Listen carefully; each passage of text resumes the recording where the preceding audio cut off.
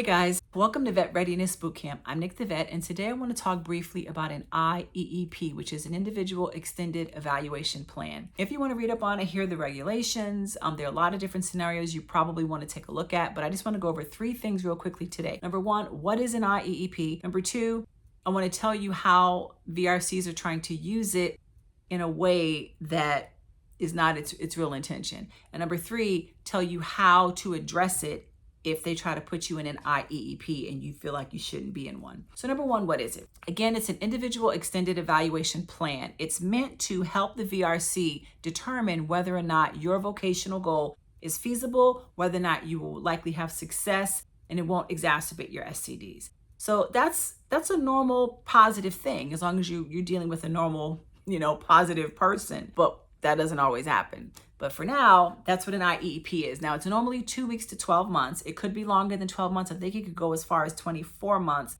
but they need special permission for that. And normally it's between 2 weeks and 12 months. And I found that the average is about 4 months, at least from the people with whom I've spoken. So for example, there's a guy that contacted me recently who makes $230,000 a year. He does some type of medical sonogram type of work. It stresses him out. Mentally, he doesn't want to be there anymore. And now he wants to go do some other work that involved big machinery, working in yards, like big, not people's yards, but some kind of big machinery. I can't remember at the moment. But I remember thinking they're probably going to want to put him in an IEP because you're going from an office job to a blue collar job where you're going to be I think he has a shoulder issue. You're going to be using your shoulder. So you're going to have to really justify those kind of things. And they're going to want to check to see if that's feasible.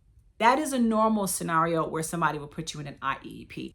What I'm finding is that VRCs lately are putting you guys in IEEPs seemingly to put you on the back burner while they do other work. We're going to put you in a 2-month IEEP, and they don't even call them. They don't even talk to them. Don't ask them a lot of questions. It's clearly just a diversionary tactic to bide their time. Some people are being put in and they're being told it's because you're on SSDI or because you're TDIU or because you're 70% for PTSD. We need to make sure that you can do it. When in reality, whatever they would find out by talking to you in that initial meeting is pretty much all they need. They might need letters from your doctors. I suggest you guys, since you know your situation, you know your STDs, you know your records, you know if you've been arrested, you know if you've had drug challenges, you know if you weren't taking your meds, you know if you're on new meds, you know if you haven't worked for 5 years, you need to prepare before you go in and have those letters with you. Have your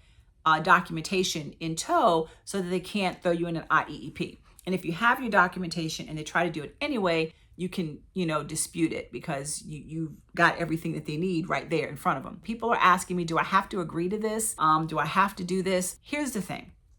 If they try to put you in an IEEP and you feel like you don't need to be in one, number one, do not tell them that you don't want to do it or that you're not going to do it, because they're immediately that authorizes them to close your case. You don't want that.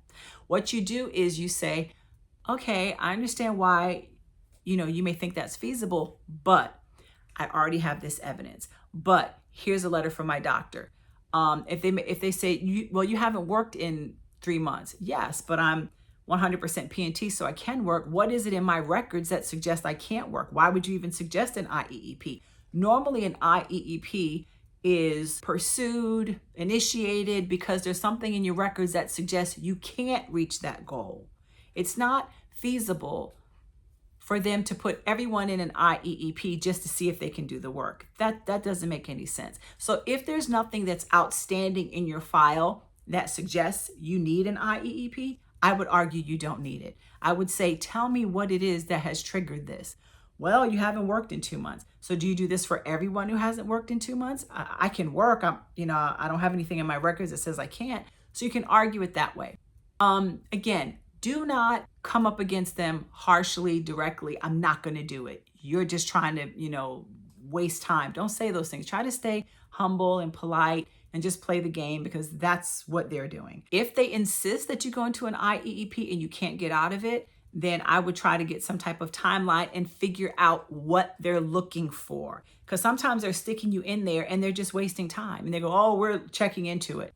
What are you looking for so I can help you get it? I want to make sure I'm not in this for an extended period of time unnecessarily. Ask these questions. So you don't have to be rude and make them feel like they don't know what they're talking about, but you can hold them accountable. And if you feel like you've got a VRC who makes everything very vague and clandestine and, oh, you need to know basis, that's a challenge. That's a problem, not a challenge. Could be a challenge, but that's a problem. At least it would be for me. I want to know what's going on. And if you want to put me in an IEEP, okay. Especially if I know I've got mental health challenges, I've got med challenges, I get it. But I need to know what you're looking for. And if you're looking for comfort that I can do it, I can get you letters. I can get you what you need. So come from that perspective. I hope that makes sense.